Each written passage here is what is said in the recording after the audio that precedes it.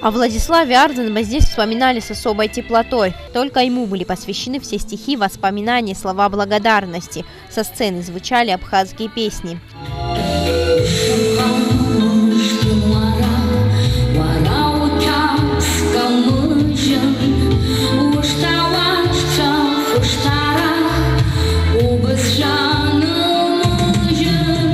Пятилетняя Тамила Тачуля растрогала всех исполнением стихотворения Виталия Амаршин «Апыза».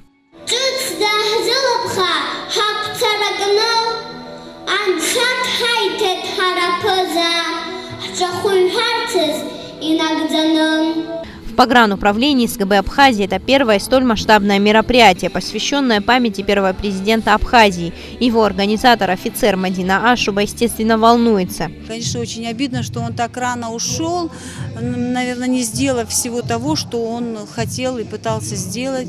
Но он в нашей памяти он остался чистым, хорошим, светлым человеком. Наверное, я не старалась бы так и не делала бы этого, если бы я этого не чувствовала и не ощущала бы.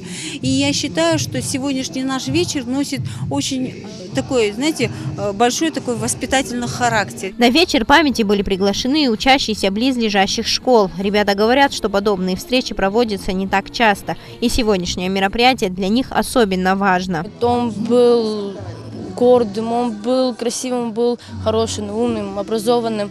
Мы очень его сильно любим и никогда не забываем его. Он был хорошим человеком и всегда останется им.